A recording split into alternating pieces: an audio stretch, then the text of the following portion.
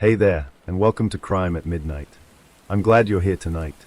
I know many of you listen to these stories as you relax, unwind, or drift off to sleep. Before you get comfortable, let me know in the comments, where are you listening from, and what time is it there right now? I'd love to hear from you. Now, dim the lights, settle in, and let's begin. Story 1. The woman who disappeared in front of witnesses. May 28, 1980. Anaheim, California. Dorothy Jane Scott was 35 years old. She was a secretary at a small novelty and costume supply business in Orange County. She was a single mother. She had a 4-year-old son named Sean, and by every account from everyone who knew her, that little boy was the center of her world. Dorothy was quiet, careful. She didn't take risks. Her colleagues described her as dependable, warm, a woman who brought lunch from home and kept photographs of her son pinned above her desk. She wasn't the kind of person things happened to. But on the night of May 28th, something happened to her. It began with a co-worker. Conrad Bostron had been complaining of pain in his arm for several days. By Wednesday evening, the pain had gotten worse, a red streak crawling up toward his elbow, the unmistakable sign of a spreading infection. Dorothy and another co-worker, Pam Head, decided they needed to get him to the hospital immediately. The three of them drove to UCI Medical Center in Orange. They sat in the waiting room while Conrad was seen by doctors. It was a long wait, and by the time Conrad was examined and ready to be discharged, it was well past midnight. Dorothy offered to bring the car around so Conrad wouldn't have to walk as far. A small act of kindness, exactly the sort of thing her friends said she always did. She took the keys. She walked out into the hospital parking lot. Conrad and Pam waited by the entrance. And waited. And waited. After 20 minutes, they began to worry.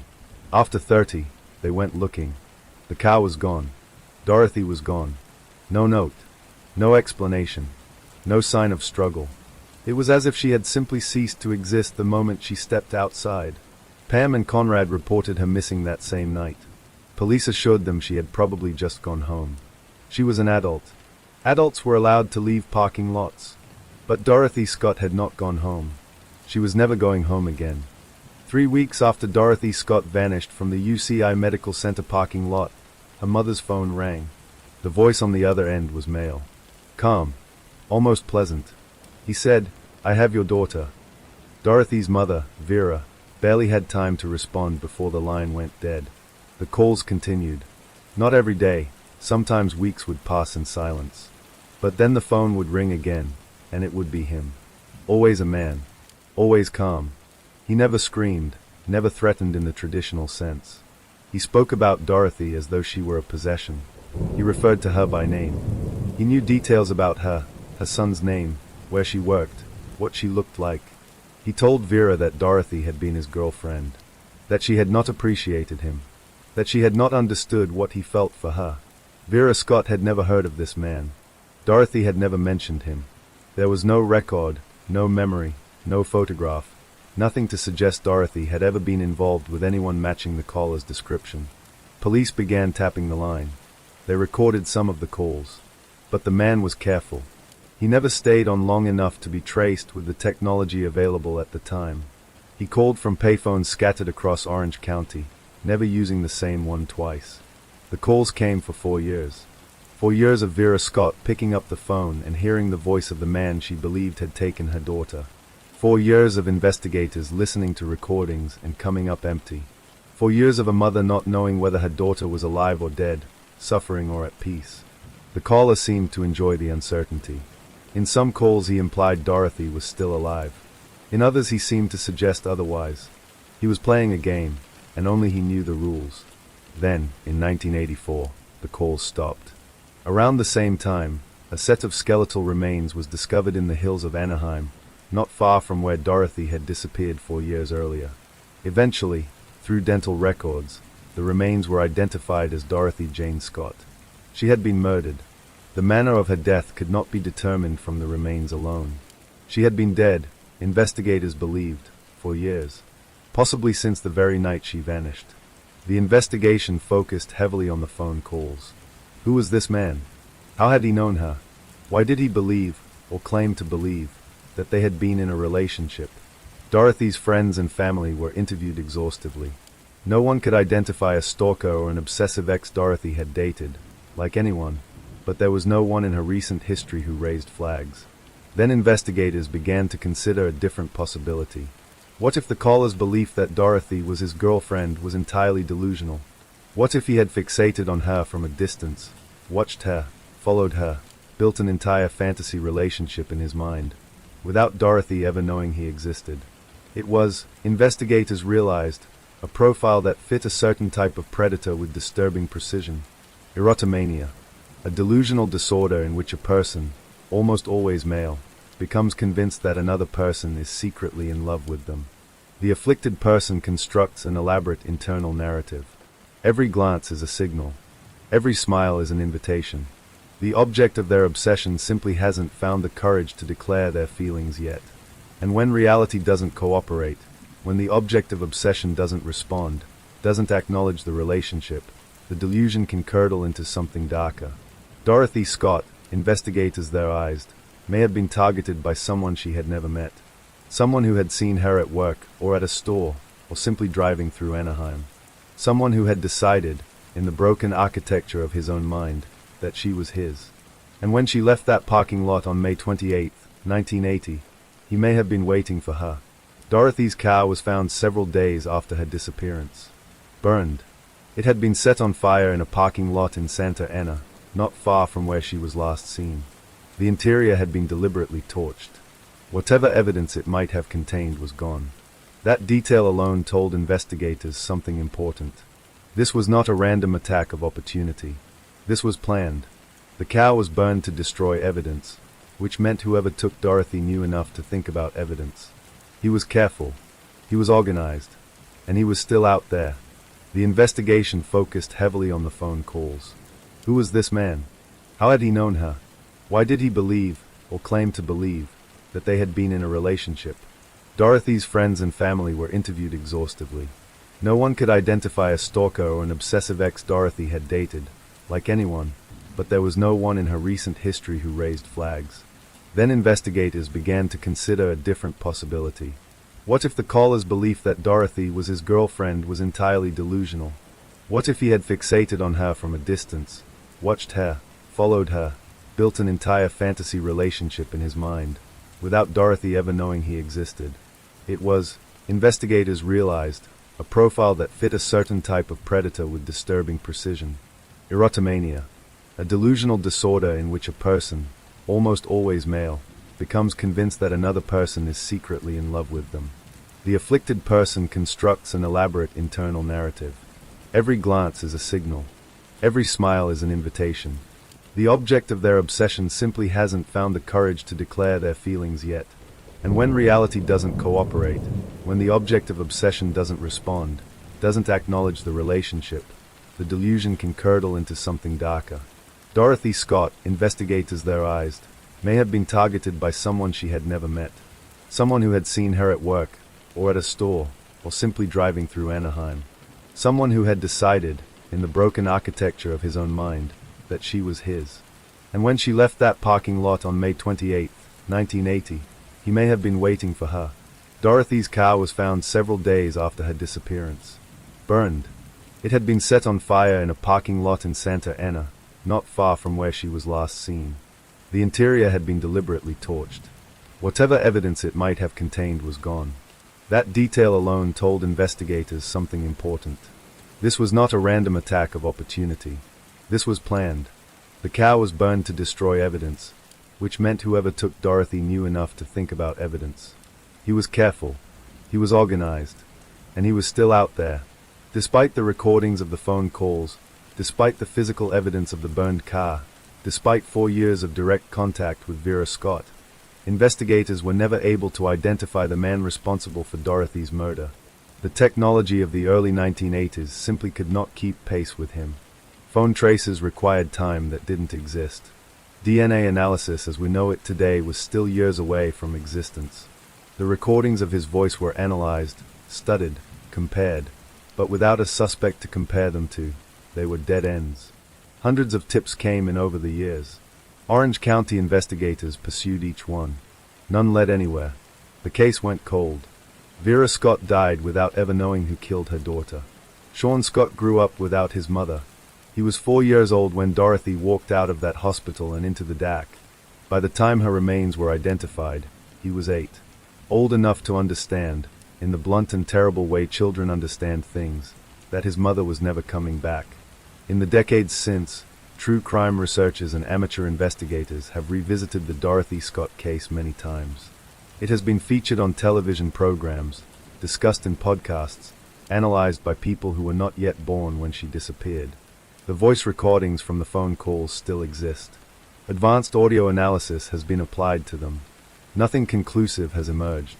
Some investigators believe the caller died sometime around 1984, which would explain why the calls stopped around the same time her remains were found. Perhaps he felt his secret was about to surface. Perhaps he simply lost interest once she was gone. Perhaps something happened to him. No one knows. No one may ever know. Dorothy Jane Scott's case is one of the most psychologically disturbing true crime cases in California history, not because of the violence, which was never fully established, but because of the cruelty that followed.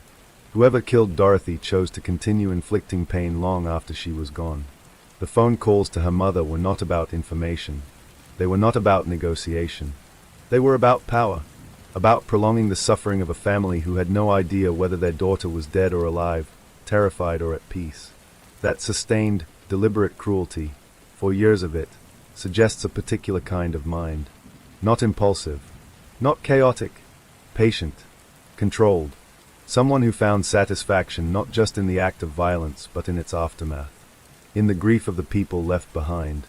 The FBI has classified the Dorothy Scott case as a stalking homicide, one of the earliest documented cases of what we would now recognize as predatory stalking behavior culminating in murder.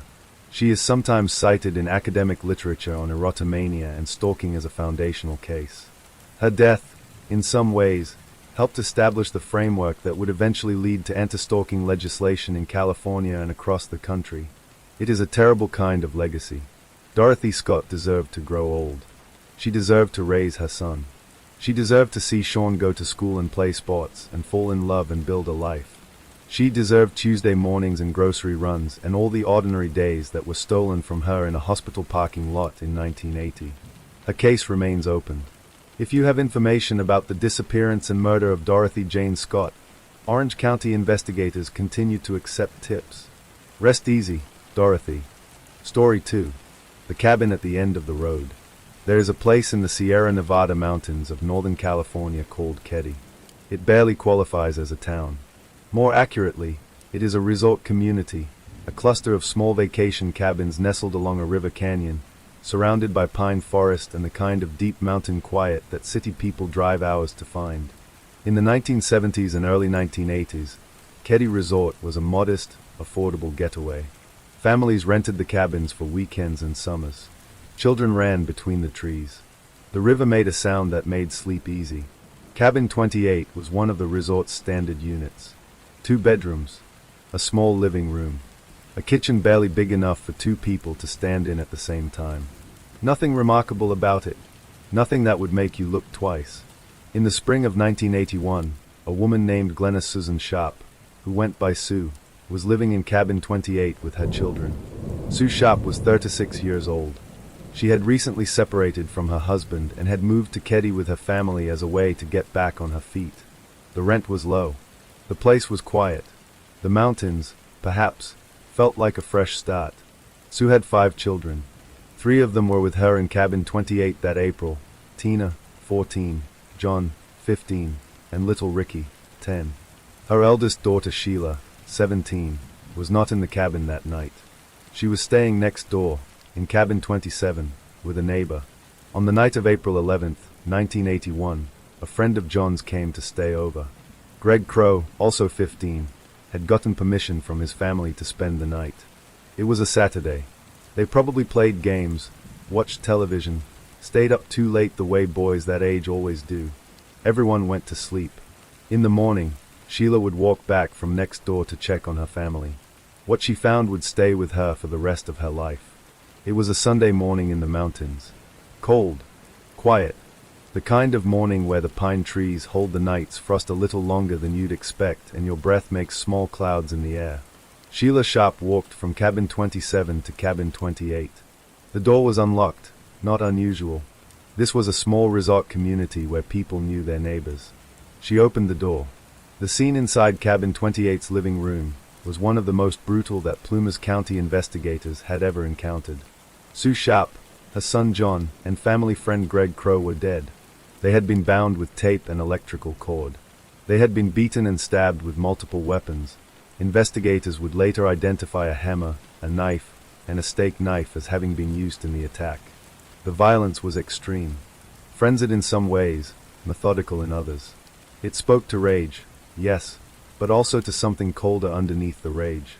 10-year-old Ricky Sharp was found alive in one of the bedrooms, apparently unharmed. He had slept through the attack, or had hidden, or had been spared. Investigators were never entirely sure.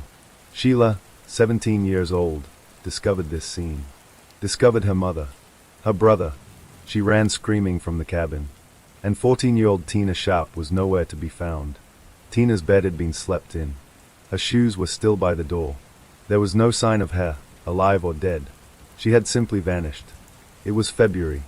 It was dark. The mountains surrounded everything. And somewhere out there, a 14-year-old girl in her pajamas was gone. Police arrived. Investigators arrived. Photographs were taken. Evidence was collected. But in those first chaotic hours, something else was happening too. Something that would haunt this case for decades. The crime scene was being compromised. Too many people were allowed inside too soon. Items were moved before they could be properly documented. The cabin that should have been frozen in time was instead contaminated, slowly, irreversibly, by the very process meant to make sense of it. It was a mistake that could never be undone, and whoever had done this was already gone. Plumas County was, and remains, a rural area with limited law enforcement resources. The investigation into the Keddy murders was complex, chaotic, and ultimately deeply flawed, though not for lack of effort. Investigators quickly focused on the resort's small community of permanent residents. Keddy was the kind of place where everyone knew everyone, and several of the people living there full-time had known criminal histories or troubled backgrounds. Two men in particular drew attention. Marty Smart and his friend John Bo Bade, both of whom lived at the resort. Marty Smart was known to have a volatile relationship with his wife. He had a history of violence. He had been drinking heavily on the night of the murders. And within days of the killings, he and his wife left Keddy abruptly, packing up and disappearing from the mountain community without explanation. Smart's wife later told investigators something chilling. She said that after the murders, she had found a note, written by Marty, that seemed to confess to the killings. She turned it over to investigators. The note read, in part, "I've paid the price for my temper and my only friend was Martin, or was it Bo? I don't know anymore. I didn't want this to happen." It was ambiguous, disturbing, but not a clear confession, and not enough for charges. Investigators also learned that Smart had, in the days before the murders, been in conflict with Sue Sharp. The exact nature of the dispute was never fully established. Some accounts suggest it involved a personal disagreement, others point to something darker. But it was enough to keep him at the center of the investigation for years. Marty Smart was never charged. Neither was John Bade. Both men died before the case was ever resolved. Bade in 1988, Smart in 2000. They took whatever they knew with them. And in the mountains above Keddy, the truth stayed buried. Of all the haunting elements of the Keddy case, the disappearance of Tina Sharp may be the most difficult to sit with. She was 14. She was in her own home, in her own bed. Her shoes were by the door. Whatever happened in that living room, whatever terrible thing unfolded while the mountains were dark and quiet and no one came, Tina was taken, removed from the cabin at some point during the night, while her mother and her brother's friend were being killed just rooms away. Why her, specifically? Why was she taken rather than killed on the premises like the others? Was she still alive when she was carried out into the dark? Did she hear what was happening? Did she call out? Those questions circled investigators for 3 years. 3 years of not knowing. Then, in 1984, 3 years after the murders, a child's skull was found near Feather Falls, California. Feather Falls is roughly 50 miles from Keddy, deep in the mountains, far from the resort, far from the cabin, far from anything. The skull was eventually identified as Tina Sharp's. Additional bone fragments were found in the same area. The remains suggested that Tina had been killed, though the exact manner of her death could not be definitively established from what little was left of her. She had been dead, investigators believed, since the night of the murders, or very shortly after. She had been taken alive from the cabin, driven 50 miles into the mountains in the middle of the night, and left there in the dark, 14 years old, in her pajamas, in the cold. It is one of the most agonizing things to contemplate. The fear she must have felt, the confusion, the hoping that somehow everything would be all right, the way children hope even when the evidence against it is overwhelming. Tina Sharp deserved so much more than that.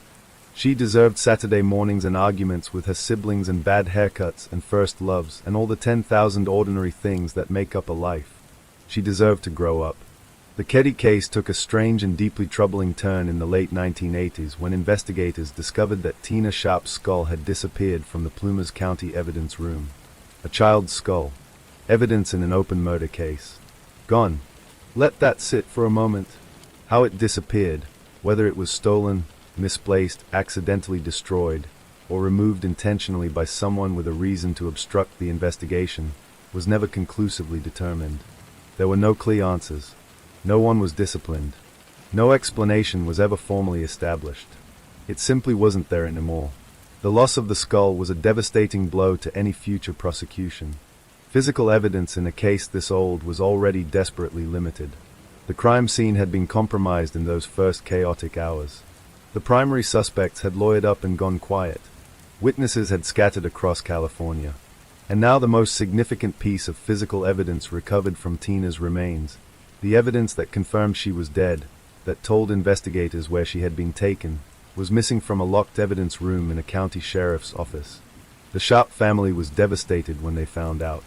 They had already endured so much. They had buried what little remained of Tina. They had tried to build some kind of life around the wreckage of April 11th, 1981. And now this. For years the skull stayed missing. The case file sat in storage. Investigators moved on to other cases. The world kept turning. Then, in a development that gave the Sharp family some small measure of relief, the skull was found. It had somehow been separated from the main case file during a storage reorganization, misfiled, lost in the bureaucratic machinery of a small county sheriff's department. It was located during a routine review of evidence storage, decades after it had gone missing. It was returned, recatalogued, properly secured, but the damage had been done. Years of potential investigative work had been lost. Forensic techniques that had advanced enormously in the intervening decades could perhaps have been applied sooner. DNA technology that didn't exist in 1984 might have yielded answers if the evidence had been properly maintained and accessible. Instead there had been silence. Bureaucratic failure. A family left waiting even longer for answers that still hadn't fully come. Some cases are failed by their killers. Some are failed by the systems meant to pursue justice. The Keddy case was failed by both. For 33 years, the Keddy murders went unsolved. 3 people dead. A teenage girl's remains found 50 miles away in the mountains. A skull lost and found in an evidence room. 2 primary suspects dead and buried. And not a single person charged with anything. 33 years. Then, in 2014, something finally moved. A man named Benjamin Fight was arrested in connection with the case. Fight had been a teenager living at Keddy Resort at the time of the killings. Investigators had long considered him a person of interest, someone who had been in the orbit of the resort community that night, someone who may have known more than he ever said. But Fight was not charged with the murders themselves. He was charged with being an accessory after the fact, specifically, with having helped move Tina Sharp's body from the cabin to the mountains near Feather Falls. He was not accused of having committed the killings. He was accused of having helped hide what was done. He pleaded no contest. He served a relatively short sentence, and then he was free. It was something. After 33 years of nothing, a person had finally been held accountable for some aspect of what happened in Cabin 28 on the night of April 11th, 1981. A name had finally been attached to a consequence. The Sharp family finally had one small piece of the puzzle confirmed in a court of law. But it was not justice. Not really. Not for Sue. Not for John. Not for Greg Crow, who had simply come for a sleepover with his friend and never went home. Not for Tina, who had been carried out of that cabin and driven 50 miles into the dark. The people who beat and stabbed 3 human beings in a small mountain cabin. The people who decided that Tina Sharp needed to disappear. The people who drove her into those mountains and left her there. Those people have never stood in a courtroom. They have never heard a verdict read. They have never been made to account for what they did. Marty Smart remains the primary suspect in the eyes of most investigators. John Boubade is considered a likely accomplice. Benjamin Fite is believed to have played a role in the aftermath. But suspicion is not conviction. And the Sharp family, Sheila, who found the scene. Ricky, who was 10 years old and somehow slept through it. The surviving children who lost their mother and their brother and their sister in a single night. They have never had the full answer they deserve. They have lived their entire adult lives in the shadow of that Sunday morning. Cabin 28 still stands at Keddy Resort. Or rather, it did. For decades after the murders, it stood empty. The resort itself fell into disrepair over the years. The mountain getaway that had once drawn families on summer weekends became something different, quieter, sadder, a shadow of what it had been. Weeds grew around the cabins. Paint peeled. The river still ran, but fewer people came to listen to it. And Cabin 28 sat at the end of the road, windows dark, becoming part of local legend. True crime enthusiasts made pilgrimages to see it. Curiosity seekers drove up the mountain highway just to stand outside and look at it. People took photographs. People posted online about visiting. The cabin that had been the site of 3 murders and 1 abduction slowly became a destination. A stop on the informal map of American darkness that certain people feel compelled to visit. The Sharp family hated it. They asked repeatedly, publicly, painfully, that the cabin be torn down. That it not be allowed to become a tourist attraction. That their mother and their brother not be reduced to a backdrop for someone else's dark curiosity. That Tina's memory not become content. In 2004, their wish was finally granted. Cabin 28 was demolished. The wood came down. The walls that had held that night inside them for 23 years were gone. The floor where Sue Sharp and John Sharp and Greg Crow were found was broken apart and hauled away. The ground where it stood is empty now. Just dirt and mountain air and the sound of the river nearby. But the story of what happened there on the night of April 11th, 1981 remains unfinished. The ground is empty, but the case is not closed. The cabin is gone, but the questions remain standing. Ricky Sharp, who was 10 years old when he woke up that Sunday morning, grew up carrying something no child should ever have to carry. Sheila Sharp, who opened that door and saw what she saw, carried that image every day of her life. The surviving children of Sue Sharp built their adult lives around an absence that never filled in. They deserve a full answer. They deserve to know every name. Every decision that was made that night. Every person who played a role and every person who knew and stayed silent for 30 years. They deserve to hear it said out loud, in a courtroom, with consequences attached. That day has not come. It may never come. The Keddy murders remain partially unsolved. The full truth of what happened in Cabin 28 has never been established in a court of law. Perhaps it never will be. Perhaps the people who know are all dead now, and the truth died quietly with them in hospital beds and prison cells and ordinary houses far from the mountains. Or perhaps someone, somewhere, is still carrying it. Rest easy, Sue. Rest easy, John. Rest easy, Greg. Rest easy, Tina. You deserved so much better than what that night gave you. Story 3. 3 children who went to the beach and never came home. January 26, 1966. Australia Day. In Adelaide, South Australia, the day was everything an Australian summer should be. Blazing sun. Blue sky. The kind of heat that makes you squint the moment you step outside. It was a public holiday. Families were at the beach. Children were running into the surf.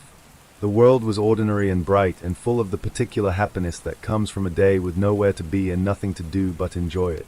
Glenelg Beach was a popular destination, a wide, gentle stretch of sand on the coast near Adelaide, with a jetty stretching out into blue water and a relaxed atmosphere that made it a favorite for families. People had been coming here on summer days for generations. It was safe. It was known. It was the kind of place you sent your children without a second thought. That morning, Nancy Beaumont kissed her 3 children goodbye and let them catch the bus to the beach. It was a routine she had repeated before. Glenelg was familiar. The children knew the way. Jane Beaumont was 9 years old. Anna Beaumont was 7. Grant Beaumont was 4. They caught the number 15 bus from near their home in Somerton Park. The fare was 3 cents each way. Nancy gave them enough for the round trip and watched them go. Jane, the eldest, was responsible beyond her years. She looked after her younger siblings with a quiet confidence that made their parents comfortable. This was 1966. Australia was different then, slower, more trusting, a country where children roamed freely and parents didn't worry the way parents worry now. It was a different world. The 3 Beaumont children arrived at Glenelg Beach at approximately 10 in the morning. The sun was already high and hot. The water was blue and cool. And somewhere on that beach, on that bright ordinary Australia day, something found them. They were never seen by their family again. What investigators were able to piece together in the days and weeks after the children vanished came from witnesses at the beach, people who had seen the Beaumont children that day without knowing who they were, and who came forward after the disappearance was reported. What they described painted a picture that was equal parts ordinary and deeply wrong. A postal worker named Tom Patterson saw the 3 children at the beach that morning. He recognized them later from photographs published in the newspapers. He said they appeared happy and normal, playing near the water, laughing, doing exactly what children do on a summer beach day. But several witnesses reported something else. They reported seeing the children with a man. He was tall, thin, blonde-haired, estimated to be in his late 20s or early 30s. He was seen playing with the children in the surf, swimming with them, watching over them, interacting with them the way a father or an uncle might. By all accounts, the children seemed completely comfortable with him. They were not afraid. They were not trying to get away. They were laughing. That detail matters. It tells investigators something important about how this man operated. He was not someone who grabbed children off the street. He was someone who could make children feel safe. Someone who knew how to present himself as trustworthy, as fun, as exactly the kind of person a 9-year-old girl would feel comfortable accepting help from. A witness at a nearby kiosk reported that Jane Beaumont, 9 years old, the responsible one, the one her parents trusted to look after her siblings, purchased meat pies and pasties for the 3 children that afternoon. She paid with a £1 note. The children had not arrived at the beach with a £1 note. Their mother had given them only bus fare, 3 cents each way, enough to get there and enough to get home. Someone had given Jane a £1. That detail, a young girl buying food with money she hadn't had that morning, has haunted this case for nearly 60 years. Someone had gained enough of Jane's trust to give her money. Someone had spent enough time with these children that buying them lunch felt natural, felt normal, felt like something you did for children you were responsible for. The last confirmed sighting of the Beaumont children was at approximately 3 o'clock in the afternoon. Several witnesses saw them near the beach, still in the company of the blonde man. The bus they should have caught home left at 2 o'clock. They had missed it. By how long, and why, and what they were doing instead, no one knows. They never caught another bus. They never came home. Nancy Beaumont expected her children home by 2 o'clock. When they hadn't arrived by 3, she walked down to the bus stop. When the next bus came and they weren't on it, she walked to the beach herself. She moved through the thinning crowds of a summer afternoon, looking for 3 familiar faces among the umbrellas and towels and families packing up to go home. They weren't there. She went home. She waited. She told herself there was an explanation. Children sometimes lost track of time. Jane was responsible. She would have a reason. They were probably on their way right now. They were probably almost home. By early evening, Jim Beaumont came home from work. The children were still not back. The explanation that Nancy had been constructing quietly in her mind all afternoon began to fall apart. Jim and Nancy drove to the beach together. They asked around. They described their children to strangers, a 9-year-old girl, a 7-year-old girl, a 4-year-old boy, a green and white bathing suit, a red and white floral swimsuit, red bathing trunks on the little one. No one had seen them. Not recently. Not since the afternoon. They called the police. The search that followed was one of the largest missing persons operations in Australian history up to that point. Thousands of police officers, soldiers, volunteers, and ordinary citizens searched the beach, the surrounding streets, the parks, the storm drains, the scrubland along the coast. Helicopters flew low over the water. Dive teams searched offshore. Tracker dogs were brought in. Nothing. Not a sandal. Not a piece of clothing. Not a single trace of Jane, Anna, or Grant Beaumont. It was as though the beach had simply swallowed them. Jim and Nancy Beaumont gave press conferences in the days that followed with the quiet, disbelieving dignity of people who cannot yet process the scale of what has happened to them. They sat in front of cameras and microphones and appealed for information with careful, measured voices that must have cost them everything to maintain. They described their children. They asked anyone who had seen anything to come forward. They said they just wanted their kids home. Tens of thousands of tips flooded in from across Australia.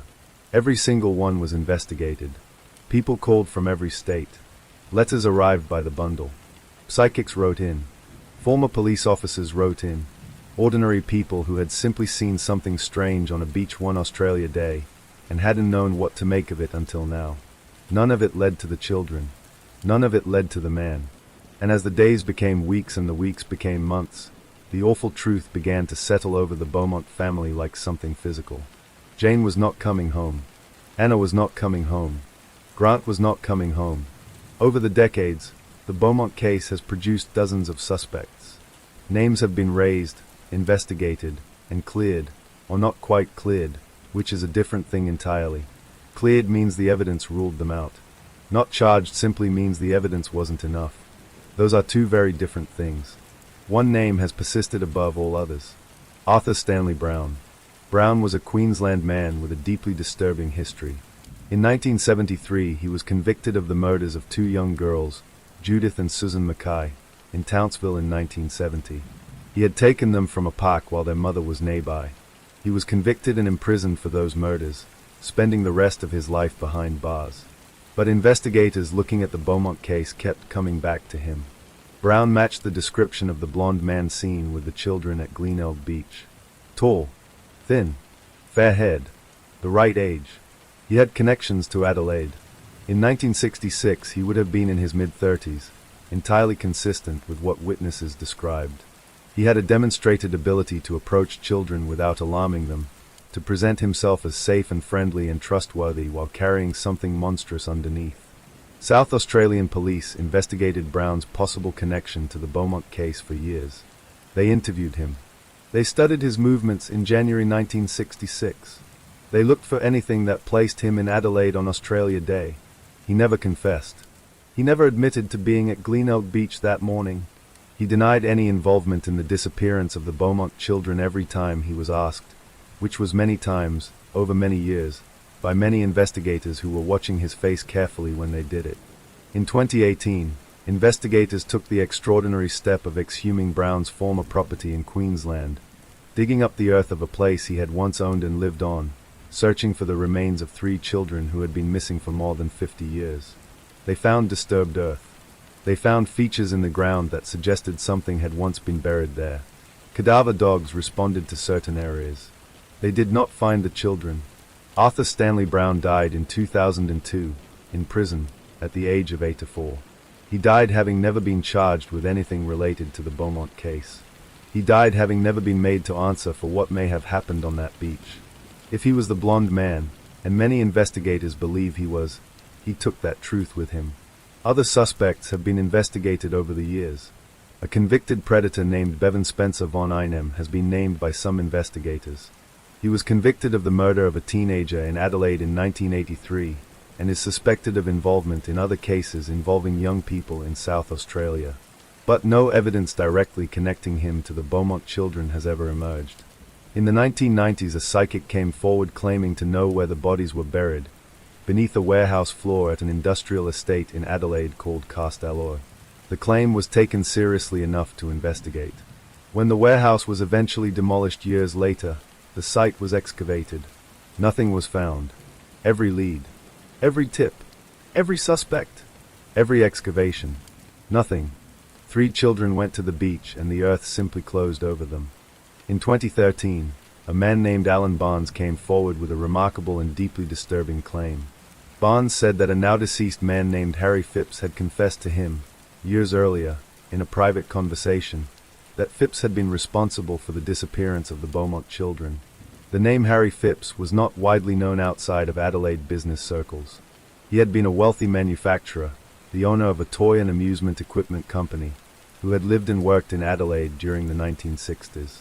He had died in 2004, almost a decade before Barnes came forward. But the details Barnes provided were difficult to dismiss. Harry Phipps owned property near Glenelg Beach. He had regular access to the area where the children were last seen. He was tall, fair-haired. In 1966 he would have been in his late 30s, older than the witness estimates, but not impossibly so. Witnesses describing a stranger from a distance, briefly, decades ago, are not always precise. Then something happened that made investigators take the claim even more seriously. Phipps's own son came forward. His son, who had grown up in that house, with that man, said publicly that his father had been a dangerous and deeply disturbed individual, that he had been capable of terrible things, that the household had been a place of fear and dysfunction and behavior that no child should have been exposed to. A father's own child, saying, yes, this man was capable of it. Barnes claimed that Phipps had told him the Beaumont children were buried on his former property in Paringa Park, a suburb of Adelaide.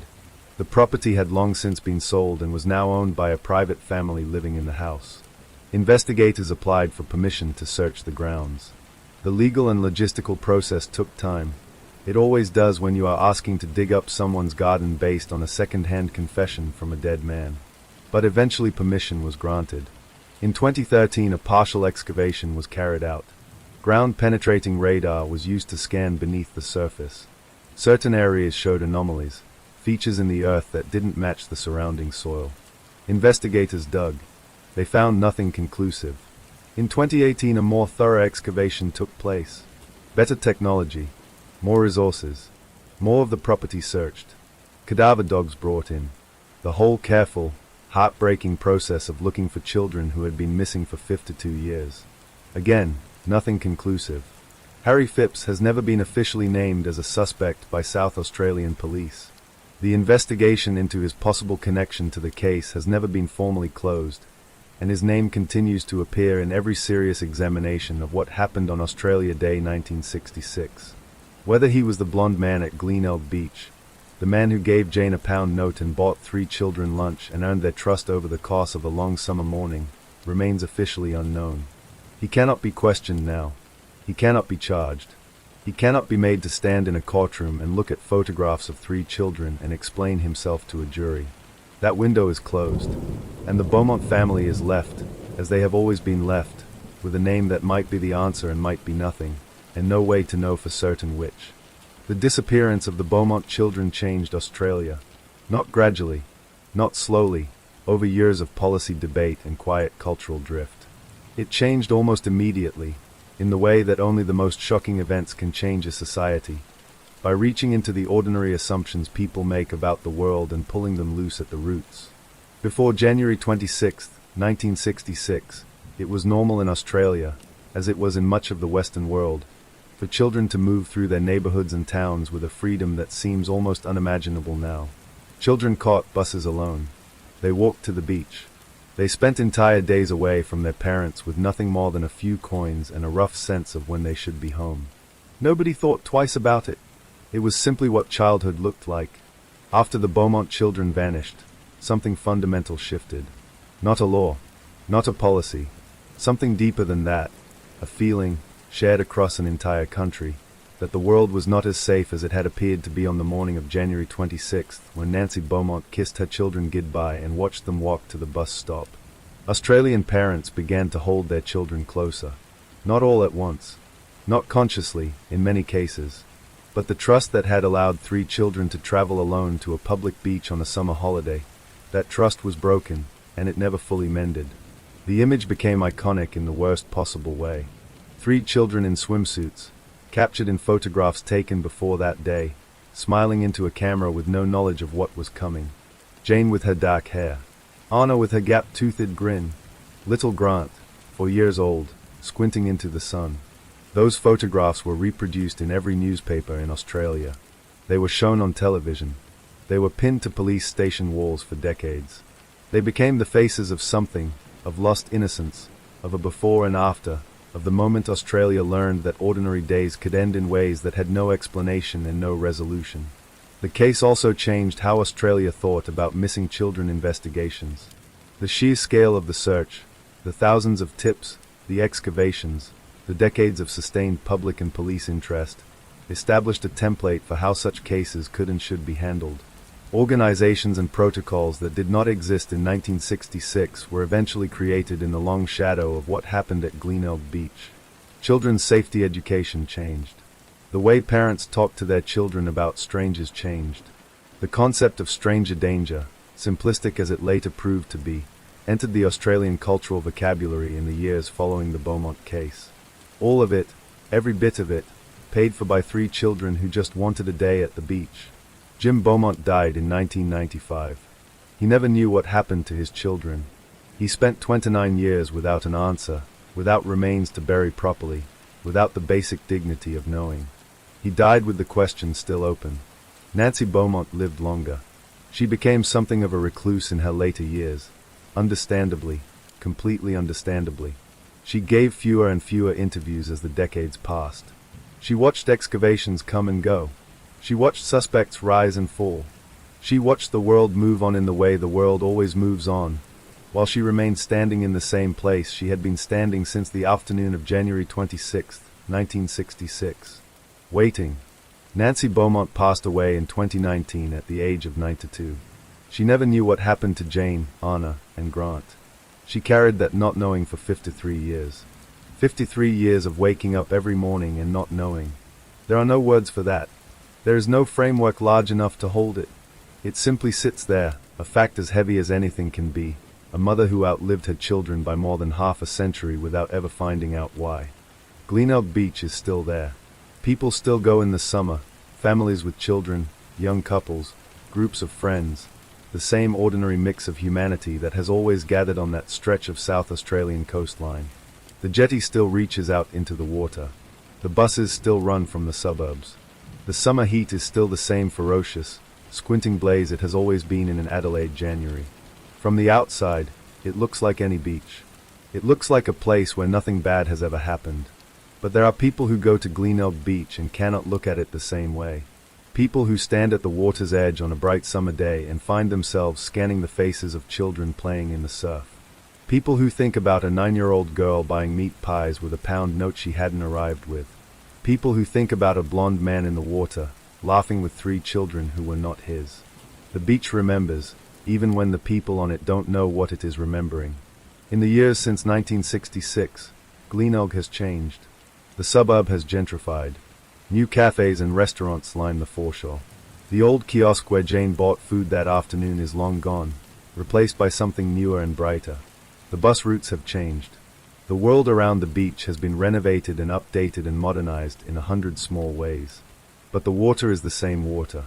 And somewhere beneath all of that ordinary summer life, beneath the noise of children and the smell of sunscreen and the sound of the surf, the truth of what happened to Jane and Anna and Grant still exists. Someone knows. Perhaps a family member of the man who took them. Someone who noticed something strange about a father or an uncle or a neighbor in the days after Australia Day 1966. Someone who filed something away and told themselves it was nothing, or who knew exactly what it was and chose silence for reasons of their own. Perhaps someone who is very old now, carrying something they have carried for 60 years, something that has grown heavier with every passing decade. Or perhaps the truth died with whoever was responsible. Perhaps it went quietly in a hospital bed or a prison cell or an ordinary house somewhere in Australia, untold and unconfessed, and Jane and Anna and Grant will remain missing forever. 3 children frozen at 9 and 7 and 4. Forever caught in the brightness of an Australian summer morning, running toward water that glittered in the January sun. The Beaumont case remains one of the most heartbreaking unsolved disappearances in the world. South Australian police consider it an active investigation. Tips are still accepted. The case is still open. It has been open for nearly 60 years. And the Beaumont family, what remains of it, the extended relatives and the people who knew Jim and Nancy and loved those children, they have never had a funeral with all 3 names on it. They have never had a verdict. They have never had a moment where someone stood up in a courtroom and said, "This is what happened, this is who did it, this is where they are." They have had only absence. 60 years of absence. Rest easy, Jane. Rest easy, Anna. Rest easy, Grant. Someone should have kept you safe that day. Someone should have been watching. Story 4. The Boy in the Box. February 25th, 1957. Philadelphia, Pennsylvania. It was a Monday. Cold the way Philadelphia February is always cold. Not dramatically, not the kind of cold that makes the news. Just the steady, gray, bone-deep chill of a mid-Atlantic winter that has gone on long enough that everyone has stopped commenting on it and simply endures it. Fox Chase was a quiet neighborhood on the northeast edge of the city. Modest homes, tree-lined streets. The kind of neighborhood where people knew their neighbors by name and children played outside until the streetlights came on. It sat at the edge of where the city gave way to something a little more open, patches of scrubland, undeveloped lots, the kind of in-between spaces that cities always have at their margins. La Salle College sat nearby. A rag picker, a man who collected and resold discarded items, had been working the area around Susquehanna Road, checking the scrubland for anything worth salvaging. It was unglamorous work, invisible work, the kind of work that puts certain people in certain places at certain times and makes them the unwilling witnesses to things they never asked to see. The rag picker found the box first. It was a cardboard bassinet box, the kind used to ship infant furniture. J.C. Penney branded. Medium-sized. It had been left at the side of the road, in a patch of scrubland just off Susquehanna Road, partially hidden by undergrowth. He looked inside. Inside the box was a little boy. He was perhaps 4 or 5 years old. Perhaps as old as 6. Small for his age, investigators would later determine, malnourished, underdeveloped, his growth stunted by whatever life he had lived before someone put him in a box on the side of a road in northeast Philadelphia and walked away. He was wrapped in a plaid blanket. He was nude beneath it. His blue eyes were partially open. His blonde hair had recently been cut, unevenly, as though someone had cut it after death, or cut it hurriedly, without care. He had been dead for several days. Perhaps longer. He had no identification. No clothing. No shoes. No toy tucked beside him. Nothing that might tell investigators who he was or where he had come from. He was simply there. A child. Discarded. The ragpicker did not call police immediately. Accounts vary on exactly what happened in those first hours, and the ragpicker's own account shifted over the years. But by the afternoon of February 25th, 1957, Philadelphia police had been called to the scene. They stood around the box in the cold gray February light and looked at the boy inside it. And none of them had any idea who he was. None of them would know for 6 to 5 years. The little boy was taken to the Philadelphia Medical Examiner's office. And while he could not speak, while he could tell investigators nothing directly about his name or his family or the life he had lived, his body, examined carefully by forensic pathologists, told a story of its own. It was not a kind story. The boy was estimated to be between 4 and 6 years old. He was small, significantly underweight for his estimated age, his bones showing signs of nutritional deficiency that suggested chronic malnourishment. He had not been well fed in life. He had not been well cared for. His cause of death was determined to be consistent with blunt force trauma. There were marks on his body, evidence of physical abuse that had not occurred in a single incident but over time. Old injuries alongside more recent ones. A pattern, not an event. Someone had been hurting this child for a long time. His fingernails and toenails were neatly trimmed. That detail struck investigators as strange, almost incongruous against everything else the body suggested. A child who was malnourished and abused, whose hair had been cut unevenly after death, but whose nails were clean and trimmed. It suggested someone who had, in some distorted way, tried to present the child neatly in death even after failing him catastrophically in life. The haircut was another strange detail. Forensic analysis determined that the boy's hair had been cut very recently, possibly after death. The cutting was uneven, hurried. Clumps rather than careful snips, as though someone had decided, at the last moment, to alter his appearance before leaving him. To make him harder to identify. To buy time. There were no identifying marks. No birthmarks. No surgical scars that might point to a hospital record. No dental work significant enough to narrow down a search. His eyes, partially open, were blue. His hair, unevenly cut, was blonde. He had a small scar on his chin. A surgical scar on his left ankle. Someone had operated on him at some point, perhaps to correct a bone issue. That scar was one of the few things that might, investigators hoped, connect him to a medical record somewhere. He had been wrapped in a cheap plaid blanket, the kind sold in discount stores and 5-and-dimes across the country. Mass-produced. Untraceable. The box he had been found in, the J.C. Penney bassinet box, was traced to a store in Philadelphia. Records showed it had been sold, but to whom could not be determined from the store's records of that era. Investigators had a box. A blanket. A little boy with blue eyes and an uneven haircut and old bruises on his small body. And a city of 2 million people, any one of whom might know who he was. Flyers were distributed across Philadelphia. The boy's photograph, taken carefully, handled with as much dignity as the circumstances allowed, was published in newspapers. Police went door to door in the Fox Chase neighborhood. They canvassed schools. They contacted orphanages. They checked hospital records for any child matching his description who had been treated for the ankle injury that had left that surgical scar. Nothing. No missing child report matched him. No parent came forward. No neighbor said, "Yes, I know that boy. He lived on my street.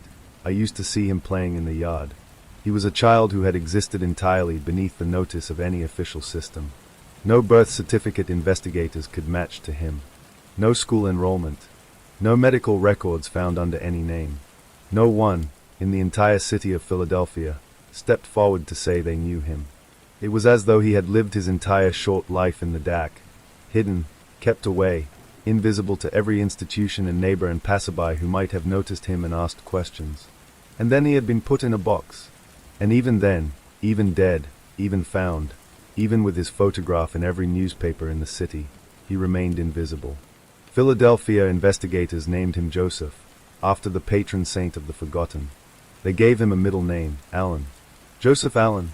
A name to put on paperwork, on the case file, on the grave marker that would eventually be purchased by donations from police officers and local citizens who could not bear the thought of this child going into the ground unnamed. But Joseph Allen was not his real name. Somewhere, he had a real name. Somewhere, there were people who had called him something, who had looked at his face and known exactly who he was. They simply weren't telling anyone. Philadelphia did not forget the boy in the box. That is the remarkable thing about this case, the thing that separates it from so many cold cases where public interest flares briefly and then subsides, where the missing and the dead slip quietly out of the news cycle and into the long silence of unsolved files. Philadelphia remembered. The city's homicide investigators kept the case active for decades. Detectives who had worked it retired and passed it to younger detectives who worked it and passed it in turn to detectives who had not yet been born when the boy was found. The case file grew enormous. Thousands of pages, hundreds of leads, decades of interviews and tips and follow-ups and dead ends. Citizens remembered too. People who had been children themselves in 1957 grew up carrying the boy's face with them. His photograph, reproduced on flyers, in newspapers, in true crime books and documentaries, became one of the most widely circulated images in Philadelphia history. Generations of the city's residents knew that face. Knew those partially open blue eyes. Knew the story of the box and the blanket and the scrubland off Susquehanna Road. A civic organization called the Vidocq Society, a group of forensic experts, investigators, and criminal justice professionals who met monthly in Philadelphia to review cold cases, took up the boy in the box as something of a cause. They reviewed the evidence periodically over the years, bringing fresh eyes and modern forensic thinking to a case that had resisted every previous attempt to crack it. Investigators pursued hundreds of leads over the decades. One of the earliest and most persistent theories centered on a foster home operating in the Fox Chase area at the time of the boy's death. A woman named Margaret Nicoletti had been running a foster care arrangement, informal, largely off the books, that housed a number of children. Investigators looked hard at whether the boy might have been one of her charges, a child placed informally and therefore not appearing in any official records. They could never establish a definitive connection. Another theory emerged from the bassinet box itself. The J.C. Penney store that had sold it was identified, but tracing who had purchased it proved impossible with the record-keeping technology of the 1950s. Investigators canvassed the neighborhood around the store. They looked for anyone who had recently purchased baby furniture and had a young child who was no longer visible in the neighborhood. Nothing. In the 1990s, a woman came forward with a story that gripped investigators and the public alike. She said she had grown up in a household near Fox Chase where a young boy, whom the family called Jonathan, had lived as an unofficial foster child, essentially a servant kept hidden from neighbors and authorities. She described abuse. She described a boy who was malnourished and mistreated. She described the boy disappearing around the time of the discovery. Investigators took her account extremely seriously. They worked it for years. They tested DNA from the boy's exhumed remains against potential family members connected to the household she described. The DNA did not match. Her account, whether a genuine but mistaken memory, a fabrication, or something else entirely, could not be verified. The lead, which had seemed for a time like the most promising in decades, collapsed. The case went on. Through the 1960s, 1970s, 1980s, 1990s, into the new century. Through advances in forensic science that allowed investigators to build a DNA profile from the boy's remains. Through facial reconstruction technology that produced increasingly detailed and lifelike images of what the boy might have looked like in life. Through isotope analysis of his hair and bones that suggested he had spent his short life in the Philadelphia region. He was local, investigators concluded. He had not been brought from somewhere else. He had lived here, in this city, hidden in plain sight, and still no name. At one point, the National Center for Missing and Exploited Children became involved, adding the case to their database and distributing updated facial reconstructions nationally. Investigators sent the boy's DNA profile to the FBI. They uploaded it to genealogy databases that were beginning, in the early 2000s, to offer new tools for identifying unknown individuals through partial DNA matches with distant relatives. Time passed. Tips came and went. Detectives aged. The boy in the box remained in his grave in Ivy Hill Cemetery in Philadelphia, a grave marked with a simple stone, tended by volunteers who placed flowers there and refused to let him be forgotten. His real name was still unknown. His killer was still unknown.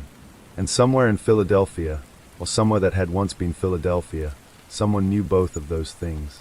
Someone had always known. Before we go further into the investigation, before we follow the threads that would eventually, after 6 to 5 years, lead to an answer, we need to stop for a moment at Ivy Hill Cemetery. Because what happened there, quietly, over decades, is one of the most quietly remarkable things about this entire case. The boy was buried on October 10, 1957, 8 months after he was found. The city of Philadelphia paid for the burial. Police officers and local citizens had pooled money to purchase a modest headstone. The inscription read, "Heavenly Father, bless this unknown boy." It was a dignified gesture in the face of something undignified. A recognition that whatever had been done to this child, whatever darkness had surrounded his short life, he deserved to go into the ground with some measure of ceremony, with some acknowledgement that the world had noticed him, even if it hadn't noticed him in time. And then something remarkable happened. People kept coming, not once, not for a year or two until the story faded. For decades, generation after generation of Philadelphia residents who had heard the story, who had grown up with the boy's photograph somewhere in their memory, filed under things that matter, things that should not be forgotten, came to Ivy Hill Cemetery and stood at that grave. They brought flowers. They brought toys. Small stuffed animals, left at the base of the headstone by people who felt, in some wordless way, that a child's grave should have a toy near it. They pulled weeds. They swept leaves. They made sure the stone was clean and readable and that the grass around it was tended. A group eventually formalized this into something organized. Volunteers who took responsibility for maintaining the grave, who coordinated visits, who made sure that on important dates someone was there. On the anniversary of his discovery. On holidays. On the kinds of days when a child should have people around him. This went on for 6 to 5 years. Think about that. 6 to 5 years of strangers tending a grave. 6 to 5 years of people who had never met this boy, who did not know his name any more than the headstone did, choosing to show up anyway. Choosing to treat his memory as something worth protecting. It says something about Philadelphia.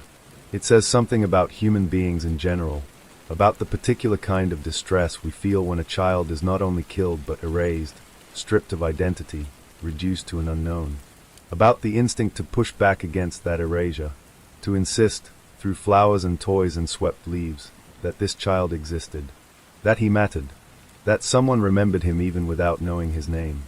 Investigators took notice of the grave's visitors over the years. Tips sometimes came from people who had gone to pay their respects and found themselves thinking again about the case. People who had heard something, or remembered something, or knew someone who had once said something strange. The grave became, in a quiet way, part of the investigation itself. A gathering point. A place where the city's collective refusal to forget occasionally produced something actionable. It also produced something harder to quantify. A sense of obligation. Every detective who inherited the case file made a point of visiting Ivy Hill Cemetery, of standing at that small headstone and looking at the inscription and remembering what the work was actually about underneath all the paperwork and DNA profiles and forensic reports. An unknown boy. Heavenly Father, bless this unknown boy. His name was on no official record. His face was on a wanted poster with no suspect, a missing persons flyer with no family, a grave marker with no surname. But he was not forgotten. Philadelphia would not let him be forgotten. And eventually, after 6.5 decades of flowers and toys and swept leaves and investigators standing at headstones and forensic scientists running DNA through databases and volunteers pulling weeds in all kinds of weather, eventually that refusal to forget would be rewarded. Not quickly, not easily, but eventually. For most of the boy in the box case's history, the tools available to investigators were the tools of their era. Flyers, canvassing, informants, tip lines, the slow, patient, grinding work of following leads one by one until they either opened into something or closed into nothing. It was important work. It was necessary work. It simply wasn't enough. But forensic science was changing. Through the 1990s and into the 2000s, DNA technology transformed criminal investigation in ways that investigators in 1957 could not have imagined. The ability to extract a genetic profile from decades-old biological material, from bone, from teeth, from tissue preserved in formaldehyde, opened doors that had seemed permanently sealed. In 1998, the boy's remains were exhumed from Ivy Hill Cemetery. It was a careful, respectful process. The exhumation was conducted with the cooperation of the cemetery and the city, with investigators and forensic scientists present. The goal was to extract biological material that could be used to build a comprehensive DNA profile, something that had not been possible when the boy was first buried, something that the science of 1957 could not have conceived of. The exhumation yielded what investigators needed: bone material, teeth, enough biological information to construct a full DNA profile of the unknown boy. He was reburied afterward. The grave was restored. The volunteers returned to tend it.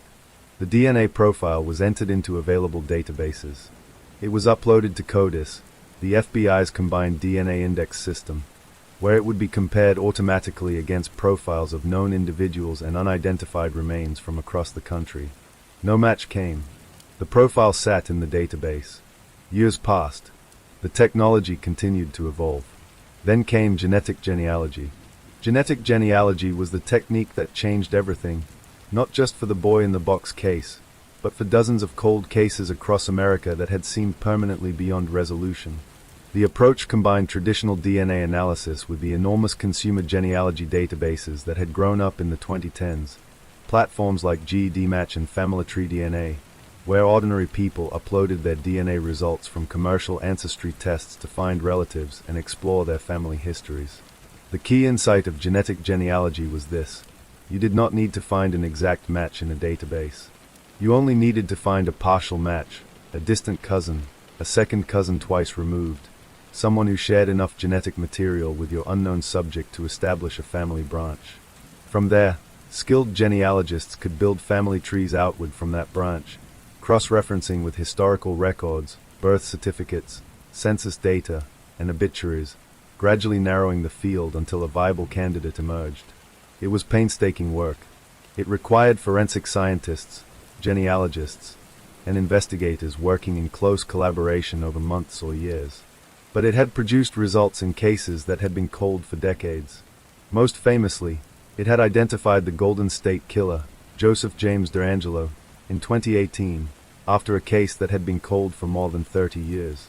Philadelphia investigators decided to apply the same approach to the boy in the box.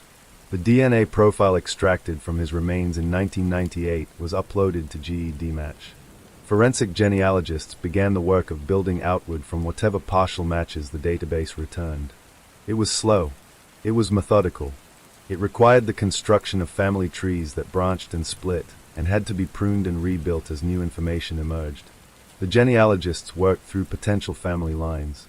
They identified branches that were geographically consistent with Philadelphia. They looked for families with children of the right age who had disappeared from the historical record around 1957. Children who should have appeared in census records or school enrollment records but didn't. Children who were there 1 year and simply gone the next, without explanation. They narrowed, and narrowed, and narrowed again, until they arrived at a name. Joseph Augustus Zarelli. That was his name. Not Joseph Allen, the placeholder name the city had given him. Not the unknown boy. Not America's unknown child. Joseph Augustus Zarelli, born January 13, 1953, which would have made him 4 years old when he was found, which was consistent with what the medical examiner had estimated, which fit. The name was announced publicly by Philadelphia investigators in December 2019, 62 years after the boy was found in that cardboard box on Susquehanna Road. Joseph Augustus Zarelli. He had a name. For the first time in 62 years, there was a name to put alongside that face. The grave at Ivy Hill Cemetery was not immediately updated. The identification was still being verified, and investigators were cautious about making permanent changes before every avenue of confirmation had been exhausted. But the volunteers who tended the grave were told. The detectives who had spent careers on the case were told. The boy had a name. It did not answer everything. It did not answer who had killed him, or why, or what his short life had actually looked like. It did not bring anyone to justice. But it was something. After 62 years, it was something enormous. A name was only the beginning. Joseph Augustus Zarelli, born January 13, 1953. That much investigators had established through the painstaking work of forensic genealogy, the careful construction of family trees from partial DNA matches, the cross-referencing of historical records, the slow narrowing of possibility into probability into near certainty. But a name raised more questions than it answered. Who were his parents? Where had he lived? Why was there no missing persons report filed when a 4-year-old boy disappeared? Why had no neighbor, no teacher, no relative, no family friend come forward in 62 years to say they recognized the face on the flyer? The answer to all of those questions pointed in the same direction. Joseph Zarelli had been hidden. Not metaphorically. Not in the casual sense of a child kept indoors more than most. Hidden deliberately, systematically, in a way that suggested his existence was something his family needed to conceal from the outside world. Investigators identified his parents through the genealogical research. His mother and father were both deceased by the time the identification was made. They had died without ever coming forward, without ever walking into a police station and saying, "This is our son. This is what happened. This is what we know." They had taken their silence with them to their own graves. This is one of the most disturbing aspects of the Zarelli case. Not that his parents were unknown. Investigators were eventually able to identify them, but that they were known, in life, to have been alive for decades after Joseph was found, and they had said nothing. They had lived in the Philadelphia area. They had gone about their lives. They had, presumably, passed people on the street who might have been looking at flyers bearing their son's face without knowing it was their son's face. And they had said nothing. The picture that emerged of Joseph's home life, pieced together from the genealogical research, from records, from the accounts of surviving relatives who were contacted by investigators, was one of severe dysfunction. Joseph was one of several children. The family was troubled in ways that manifested in the children's lives as neglect, as instability, as the kind of grinding domestic disorder that social services sometimes catches and often doesn't. He was small for his age. The malnourishment evident in his remains was not the result of a single period of deprivation, but of sustained, chronic undernourishment. He had not been fed properly for much or all of his short life. The abuse evident in his remains, the old injuries alongside the more recent ones, the pattern that spoke of repeated violence rather than a single incident, told the same story. This was not a household where something went suddenly and terribly wrong. This was a household where things had been wrong for a long time. Why the hair was cut after his death, That particular detail, so strange, so deliberately obscuring, remains a subject of investigative interest. The leading theory is that it was an attempt to alter his appearance, to make identification harder, to buy the family time, or to reduce the chance that a neighbor who had occasionally glimpsed the boy would recognize him from a flyer. It was, in its way, a final act of the same erasure that had characterized his entire life. In life he had been kept hidden, kept away from schools and doctors and the ordinary institutional infrastructure that might have noticed him and asked questions. In death, his hair was cut and he was placed in a box and left in a patch of scrubland, as though he was something to be disposed of rather than mourned. Investigators worked to establish exactly who in the family had been responsible for Joseph's death. The identification of his parents was confirmed through DNA testing of surviving relatives. But confirming who his parents were and proving who killed him were two different problems, separated by 6 to 5 years of elapsed time, deceased witnesses, and the particular difficulty of building a criminal case from genealogical inference rather than direct evidence. In December 2019, Philadelphia Police Commissioner Danielle Outlaw stood at a podium and announced that the boy in the box had been identified as Joseph Augustus Zarelli. She said investigators knew who his parents were. She declined to name them publicly, citing the ongoing nature of the investigation and the rights of living relatives who had had no involvement in what happened. She said the investigation into his death was continuing. She said they intended to pursue justice for Joseph. The room was quiet in the way rooms get quiet when something that has been a long time coming finally arrives. Joseph Augustus Zarelli, born January 13, 1953, found February 25, 1957, named, finally, 6 to 2 years later. The grave at Ivy Hill Cemetery was updated. A new marker was prepared, one that would carry his real name alongside the inscription that had stood there since 1957. Heavenly Father, bless this unknown boy. He was no longer unknown. The question that hangs over every cold case, every case where decades pass before answers emerge, is the same question. What does justice look like now? It is a harder question than it first appears. In fresh cases, justice has a clear shape: arrest, trial, conviction, sentencing. A person stands in a courtroom. Evidence is presented. A jury deliberates. A verdict is read. The machinery of the legal system does what it was designed to do, imperfectly but visibly, with consequences that everyone can see and measure. In a case like Joseph Zarelli's, that machinery is largely unavailable. His parents, the people investigators identified as responsible for his death and his concealment, are dead. They cannot be arrested. They cannot be charged. They cannot be made to stand in a courtroom and face a jury of their peers and look at photographs of their 4-year-old son in a cardboard box and explain themselves. The law has no mechanism for prosecuting the dead. This is the particular cruelty of cases that take 6 to 5 years to crack. The science advances. The genealogy works. The name emerges from the database like something surfacing from deep water. And then investigators look at what they have: a name, a family, a picture of what happened, and realize that the people most responsible for what was done to this child have already escaped the only justice the legal system can provide. They died in their beds, unindicted, uncharged, unpunished in any formal sense. And yet, investigators and advocates who have worked on the case for decades are careful to point out that the identification of Joseph Zarelli was not nothing. That naming him, after 6 to 2 years of calling him unknown, of referring to him by a placeholder name given by strangers, of being unable to tell the story of his life because his life had been so thoroughly erased, was itself a form of justice. Small, incomplete, but real. Joseph Zarelli existed. He was a person, not a case number. He had a birthday, January 13, 1953. He had a name his parents gave him, whatever else they failed to give him.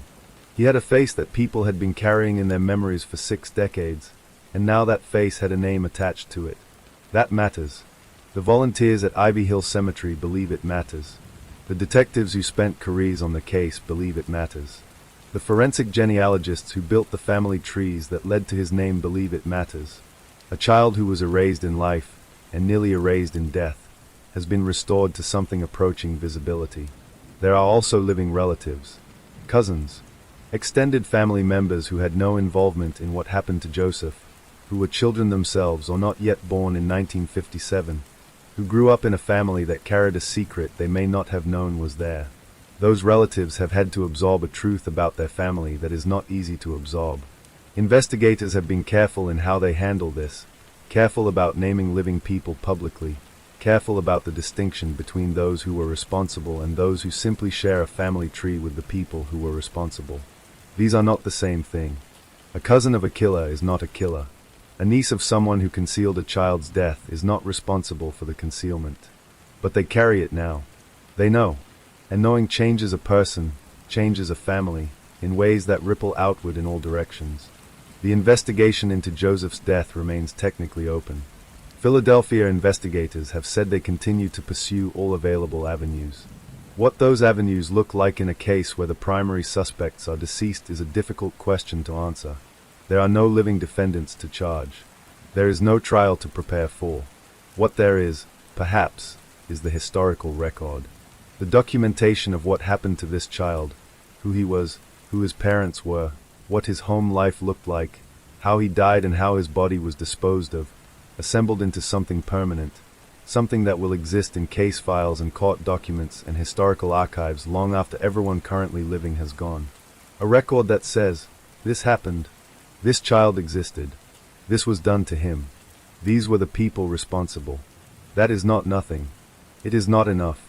It will never be enough for a 4-year-old boy who spent his short life malnourished and abused and hidden from a world that might have helped him, and then was put in a cardboard box and left in the cold.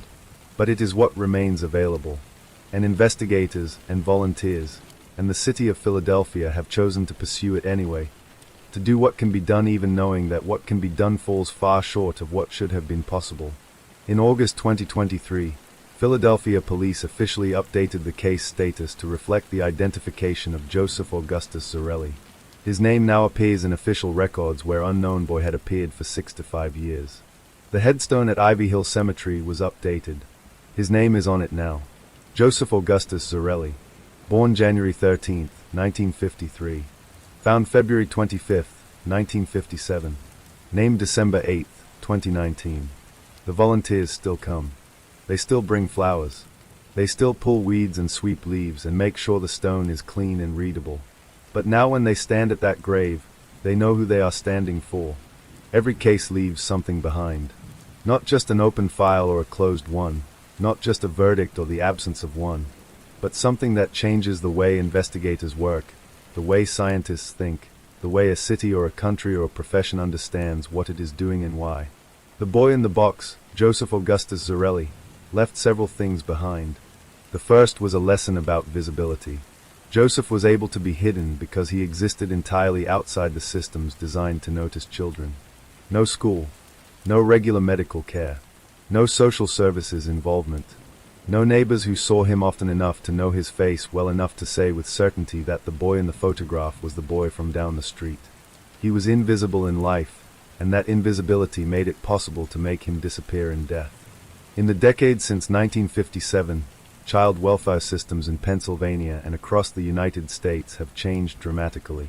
Mandatory reporting laws require teachers, doctors, social workers, and many other professionals to report suspected child abuse.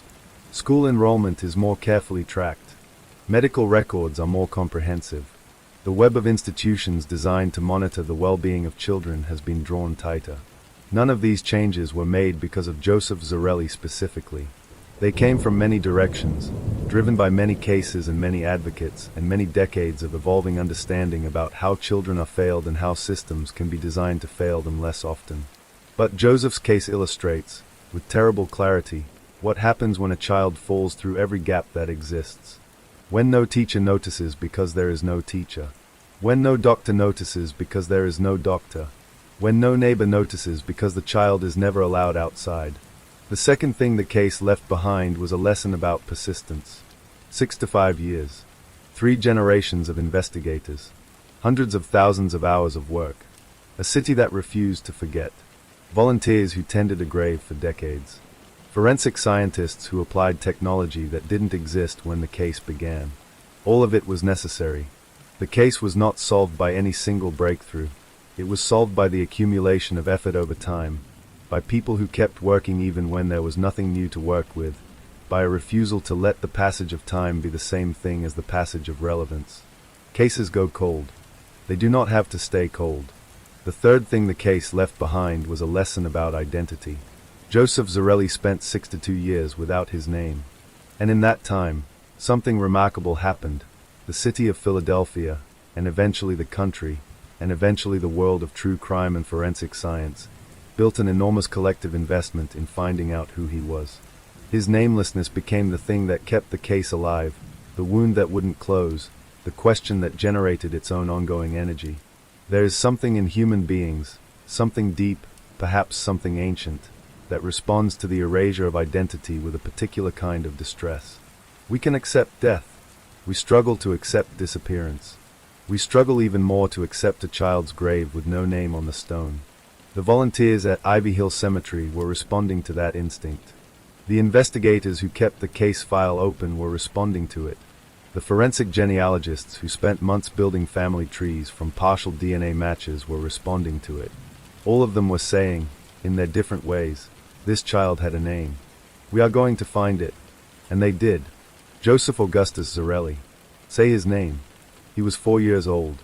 He had blue eyes and blonde hair and a small scar on his chin. He was born in January and found in February, and he deserved so much more than the life he was given and the death he was dealt. He has a name now. Remember it. Rest easy, Joseph. You were never forgotten. And now, at last, you are known. Story 5. The Axeman of New Orleans. To understand the Axeman of New Orleans, you first have to understand New Orleans itself. Not the New Orleans of today, the tourist destination, the Mardi Gras postcards, the carefully preserved French Quarter with its wrought iron balconies and its carefully managed atmosphere of controlled wildness. That New Orleans exists, and it is real enough in its way. But the New Orleans of 1918 was something rawer, something less managed, something that had grown up at the mouth of the Mississippi River over 2 centuries of French and Spanish and American and African and Caribbean influence, laid on top of each other like geological strata, producing a city unlike any other in the United States. It was a city of contradictions, deeply Catholic and deeply superstitious, formally elegant and informally chaotic, a city where the dead were buried above ground because the water table was too high to bury them below, which meant that cemeteries rose above the streets like small white cities within the city, which meant that the dead were always visible, always present, always a feature of the landscape rather than something hidden away beneath it. It was a city where music was everywhere. Jazz was young in 1918, barely 2 decades old as a recognizable form, still being invented in real time by the musicians who played it in the dance halls and brothels and social clubs of the Treem neighborhood in Storyville, the city's famous red light district.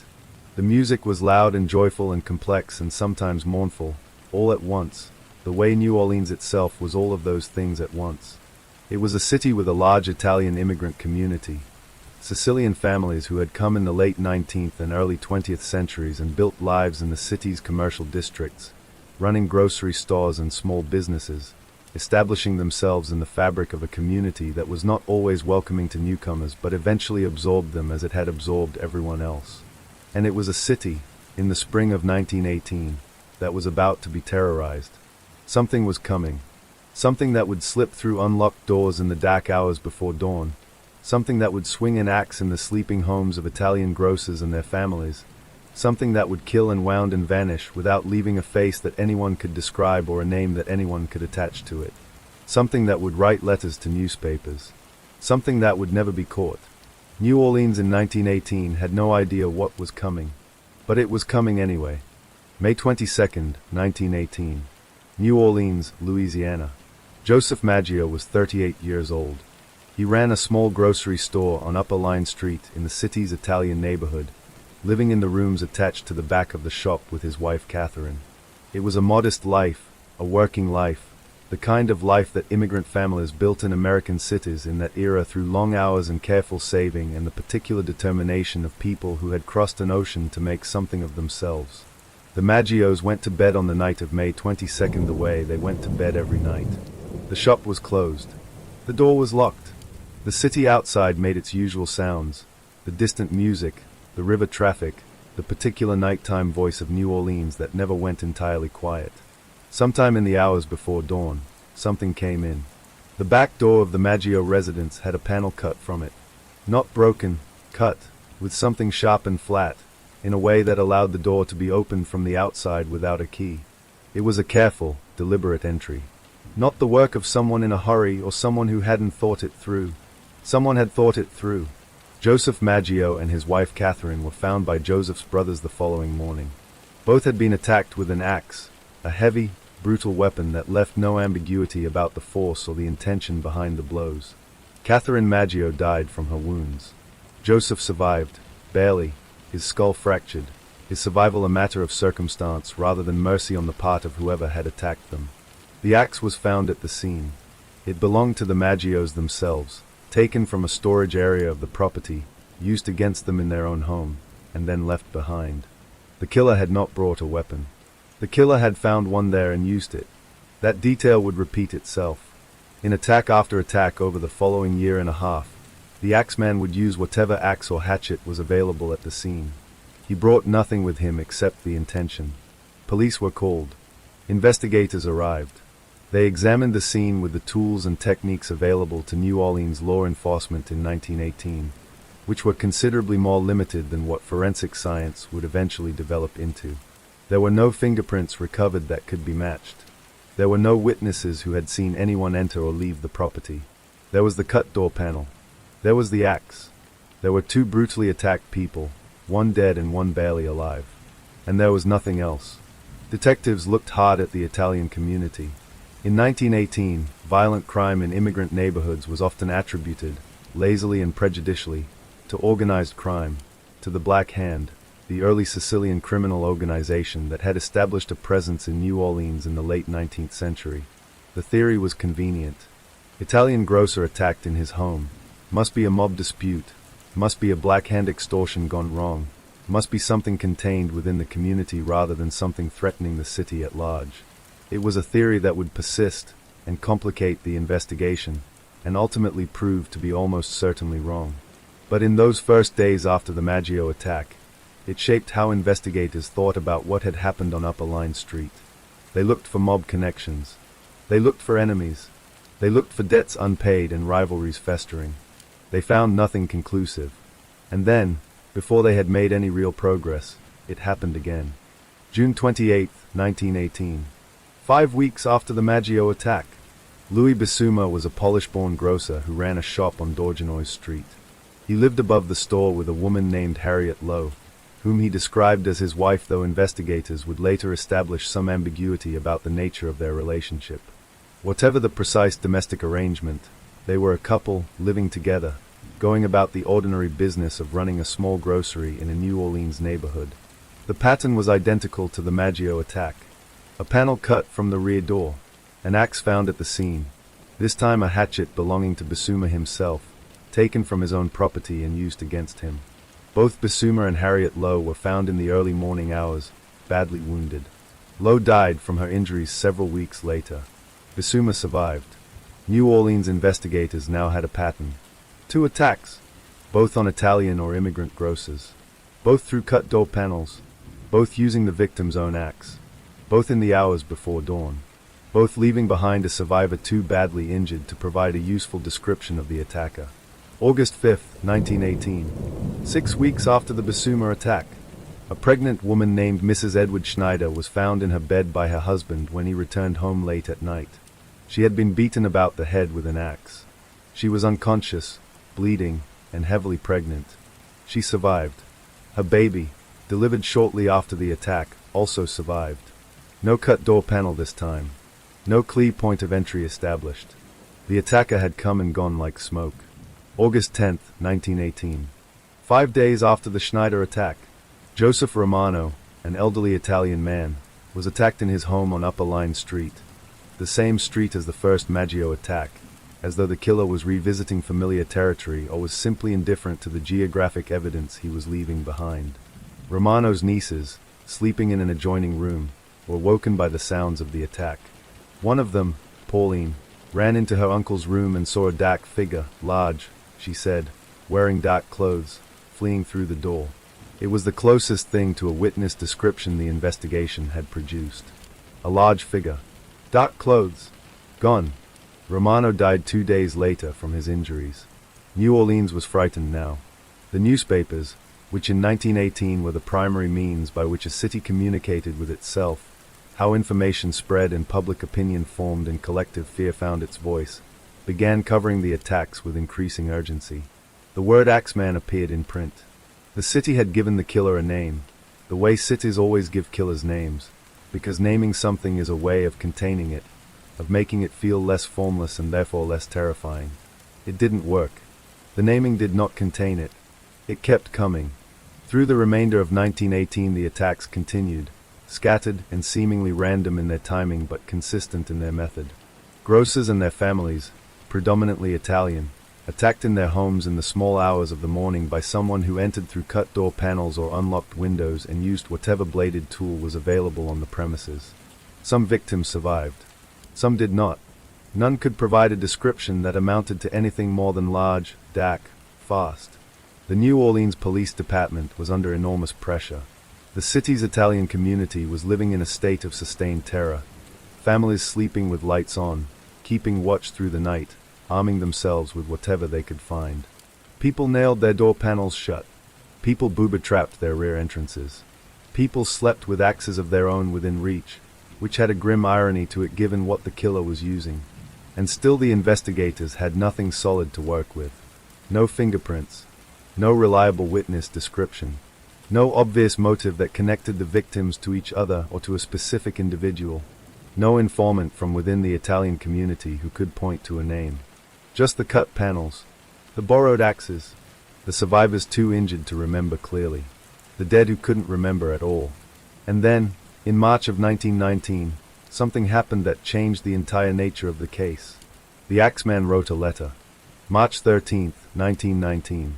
The editor of the New Orleans Times-Picayune arrived at his desk that morning to find, among the usual correspondence, an envelope that was different from the others. The handwriting on the outside was careful, deliberate.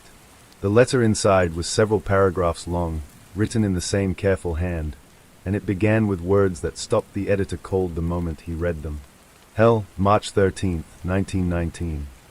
The Axeman had written a letter, not to the police, not to investigators, not to city officials, to the newspaper, to the public, to New Orleans itself.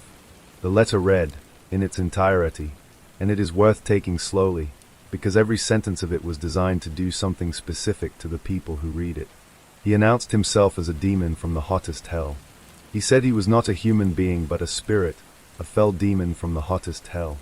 He acknowledged that he had been spreading terror through the Crescent City, the old name for New Orleans, a reference to the curve of the Mississippi River around which the city was built.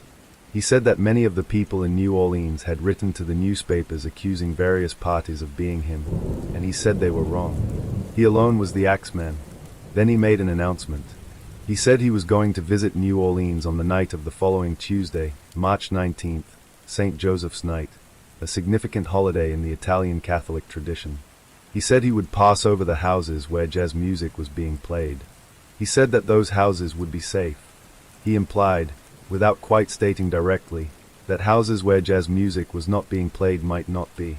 He told New Orleans to play jazz. Or else. He signed the letter with a name he gave himself. Some accounts render it differently, but the substance was clear. This was a communication from the person responsible for the attacks. A taunting, theatrical, almost gleeful communication from someone who was not afraid of being caught, who wanted the city to know he was watching, who wanted to demonstrate his power over an entire population by making them do something, play music, stay up late, fill the city's dance halls on a Tuesday night, simply because he told them to. The letter caused an immediate sensation. New Orleans read it and did something remarkable. It complied. On the night of March 19, 1919, St. Joseph's Night, the music halls and dance venues of New Orleans were packed beyond capacity. Every venue that had a band hired one. Every venue that had a band kept them playing past midnight, into the small hours, filling the streets with the sound of jazz drifting out of open windows and through unlocked doors. Private households did the same. Families who owned phonographs played records through the night. People who owned instruments played them. Neighbors gathered on porches and played whatever they had, guitars, harmonicas, anything that made music. The city was loud with it. Defiantly, almost desperately loud. New Orleans played jazz the way a frightened person whistles in the dark, not because they are unafraid, but because the act of making noise is itself a form of resistance against the thing that frightens them. And on the night of March 19th, 1919, no one in New Orleans was attacked. The Axeman kept his word. Or the Axeman had simply decided not to strike that night, and had created a legend around his absence. Or the whole letter was a theatrical performance by someone who enjoyed the power of making a city dance to his instructions and wanted to see if he could do it. No one knows. What is known is that a local composer named Joseph John de Villa wrote a piece of music called The Mysterious Axeman's Jazz, or Don't Scare Me Papa, in the immediate aftermath of the letter. It was performed in dance halls across New Orleans that St. Joseph's night. It was, in its way, the city's response to being threatened, not panic, not paralysis, but music. New Orleans making jazz out of terror the way New Orleans had always made something out of everything. The letter remained. The case remained. The killer remained. And the question that the letter raised, who was this person? Who had the confidence, the literacy, the psychological profile to write such a document and send it to a newspaper and trust that a city would respond to it? Became one of the most debated questions in the history of New Orleans crime. The letter had not been a farewell. New Orleans learned this quickly, brutally, in the weeks and months that followed St. Joseph's night.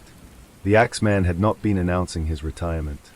He had not been building towards some theatrical finale from which he would gracefully exit. He had been playing with the city, demonstrating his power, establishing his mythology, making sure New Orleans understood that he operated on his own terms and his own timeline. And then he went back to work. March 10th, 1919. 3 days before the letter was even published.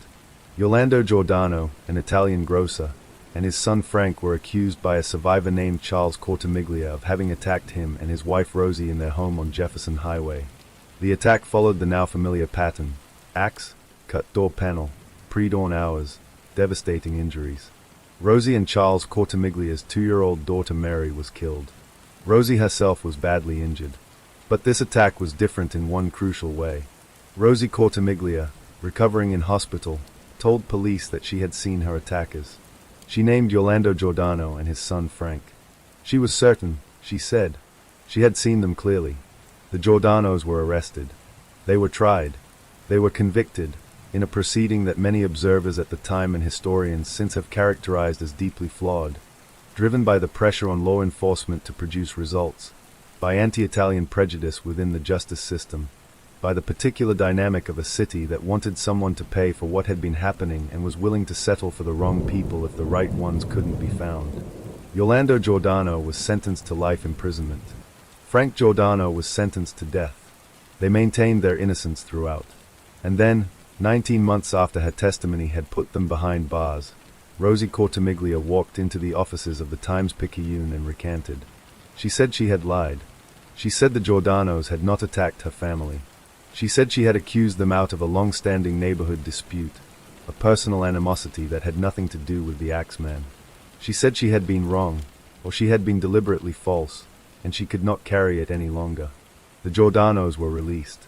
They had spent nearly 2 years in prison for something they had not done, one of them under sentence of death, because a traumatized woman in a hospital bed had pointed a finger in the wrong direction and a justice system had been hungry enough for an answer that it had not looked closely enough at whether the answer was true. Meanwhile, the real Axeman continued. August 10th, 1919. Steve Boca, another grocer, attacked in his home on Elysian Fields Avenue. Found by a neighbor, skull fractured, barely alive. He recovered. He could not identify his attacker. September 3rd, 1919.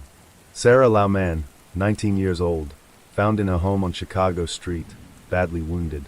She had not been attacked with an axe this time. A window sash weight had been used. The departure from the established pattern raised questions among investigators, but the circumstances, the pre-dawn hours, the entry through a window, the victim living alone in a modest home, were consistent enough to include it in the series. October 27th, 1919. Mike Pepitone was attacked in his home on Esplanade Avenue. His wife, sleeping in an adjoining room, heard the sounds of the attack and ran in to find her husband dying on the floor. She saw a figure, or perhaps more than one figure, accounts vary, disappearing through a door. Mike Pepitone died from his wounds. He was the last victim. After October 27, 1919, the Axeman attacks stopped. As suddenly as they had begun, with the Maggio attack in May 1918, 17 months earlier, they simply ceased. No final letter, no announcement, no explanation. The city waited for the next attack, and it did not come. Days became weeks, became months. The Axeman was gone. New Orleans breathed. But the question that had been building through 17 months of attacks and one theatrical letter and 2 wrongly imprisoned men and too many funerals remained standing in the silence. Who was he? Where had he gone? And why had he stopped?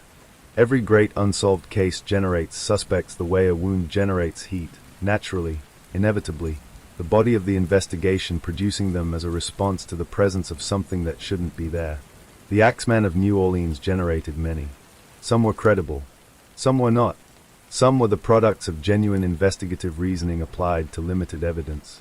Some were the products of prejudice, of neighborhood grudges, of the particular human tendency to look at an unexplained evil and reach for the nearest available explanation regardless of whether the evidence supports it.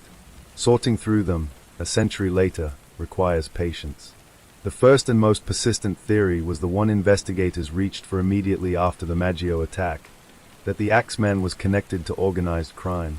The Black Hand theory, a Sicilian criminal organization operating within New Orleans' Italian immigrant community, using violence to enforce extortion, targeting small business owners who refused to pay or who had crossed the organization in some way. It was a plausible theory on its surface. The victims were predominantly Italian grocers. The Black Hand was known to operate in New Orleans.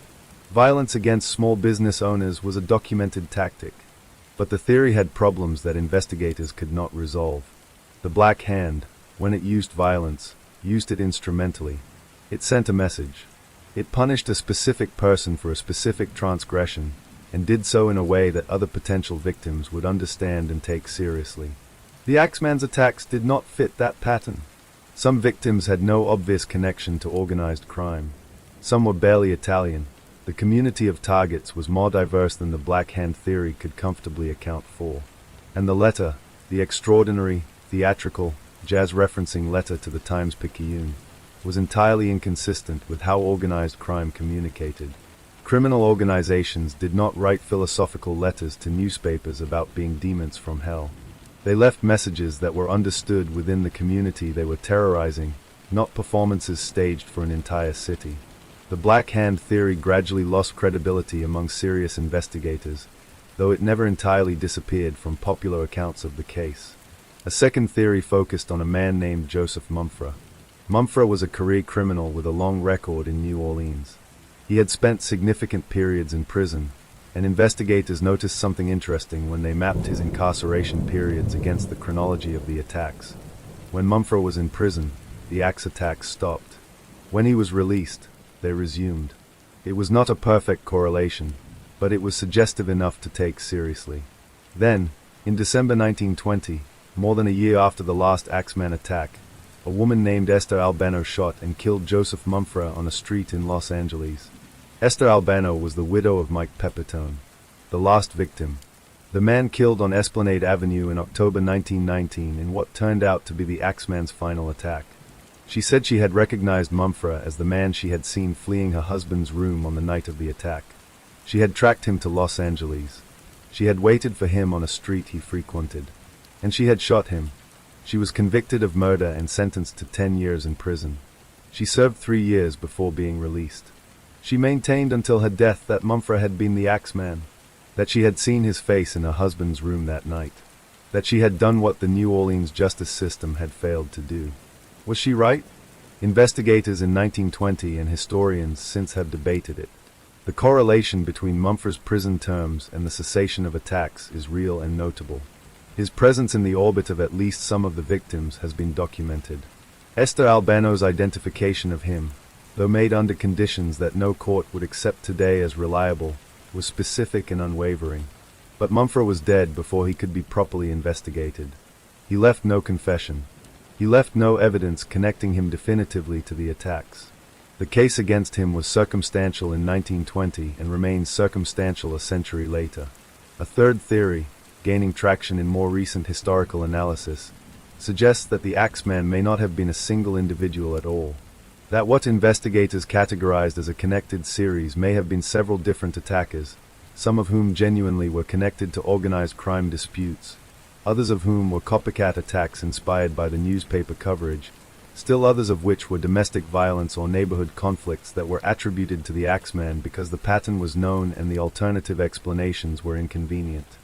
This theory has the virtue of accounting for the inconsistencies in the attacks, the occasional departures from the established pattern, the apparent randomness of some victims, the uneven distribution of attacks across the city. If there were multiple attackers operating under the cover of a single legend, those inconsistencies become easier to explain. But it has the significant disadvantage of making the case even harder to resolve. One unknown attacker is difficult enough. Multiple unknown attackers, some perhaps now lost entirely to history, is a problem that may be permanently beyond solution. A fourth suspect emerged in more recent years from genealogical and historical research, a man whose name has been raised in connection with the case by researchers who have spent years in the archives. Without a living investigation and without the tools of modern forensic genealogy being formally applied to the case, this suspect remains in the realm of historical argument rather than investigative conclusion. None of the suspects has been definitively confirmed. None of the theories has been proven beyond reasonable doubt. The Axeman of New Orleans remains, officially, unidentified. A demon from the hottest hell, as he described himself. A spirit, not a human being. Which was, of course, exactly what he wanted people to think. There is a way of looking at the Axeman case that focuses entirely on the horror of it, the broken door panels, the borrowed axes, the families waking to violence in the small hours of a New Orleans morning. And that horror is real. It deserves acknowledgement. It deserves to be the primary lens through which we view what happened in 1918 and 1919. But there is another layer to this story. The way New Orleans responded. Because what the city of New Orleans did in the face of the Axeman, what it did with the fear, what it made from the terror, what it chose to do on the night of March 19, 1919 when a killer told it to play music, says something profound about the particular character of a particular place. Other cities might have locked their doors and gone silent. New Orleans played jazz. It is easy, a century later, to romanticize that response, to flatten it into something simple and triumphant, a city defying a monster through the power of music, a community choosing joy over fear, a collective act of cultural resistance that turned a threat into a celebration. The reality was more complicated and more human than that. People were frightened. Genuinely, deeply frightened in the way you can only be frightened when a real threat with a real history of real violence has told you directly that it is coming to your neighborhood on a specific night and you have no way of knowing whether it means what it says. The families who packed into the dance halls on St. Joseph's night were not fearless. The households that played phonograph records through the dark hours were not indifferent to the danger. The musicians who played all night were not performing acts of pure defiance uncomplicated by the knowledge of what had happened to the Maggio family, to Harriet Lowe, to baby Mary Cortamiglia, to Mike Pepitone. They were afraid, and they played anyway. That is actually braver than the romanticized version. Fear plus action is courage. Indifference plus action is just motion. What New Orleans did on St. Joseph's night, filling the streets with music while a killer's promise hung over the city like something physical, was an act of collective courage disguised as a party. It was very New Orleans. The city has always done this. It has always taken the things that should break it, floods, fires, epidemics, hurricanes, poverty, violence, loss, and made something from them. Not because it is uniquely resilient in some mystical way. Not because suffering is easier in New Orleans than elsewhere. But because the city has, over 2 centuries of accumulated difficulty, developed a cultural reflex toward expression, toward music, toward the communal act of being together and making noise and insisting, against the evidence, that life is worth celebrating. The Axeman understood this, in his way. That is why he chose jazz specifically. He was not a demon from hell, whatever he claimed. He was a person embedded in the culture of New Orleans, someone who understood the city well enough to weaponize its own most characteristic expression. He knew that telling New Orleans to play jazz was the instruction most likely to be followed. He knew that the city would understand the reference, would feel the particular challenge in it, would respond. He chose his stage well. What he perhaps did not anticipate, or perhaps he anticipated it perfectly and delighted in it, was that by telling New Orleans to play jazz, he made himself part of the jazz tradition. He made himself part of the music. The song written in response to his letter, The Mysterious Axeman's Jazz, was played in dance halls all over the city on the night of his promised visit. His threat became music. His violence became rhythm. New Orleans absorbed him the way it absorbs everything, made him part of the story, gave him a song. It is the most New Orleans ending possible to a story that has no conventional ending, no arrest, no trial, no conviction, no name. Just music playing through the night. Just lit windows and open doors. Just a city that was afraid and danced anyway and is still dancing, 100 years later, while the man who told it to remains unknown and the night he threatened remains legendary. He said he was a demon from the hottest hell. He said he was not a human being but a spirit, something that moved through the dark streets of New Orleans in the hours before dawn, something that passed through locked doors and left devastation behind it and vanished before the light came up and the city woke and found what it had left. He was lying, of course. He was human. Whatever else he was, whatever combination of psychology and circumstance and personal history produced the person who cut those door panels and lifted those axes and wrote that letter, he was a person. He had a face.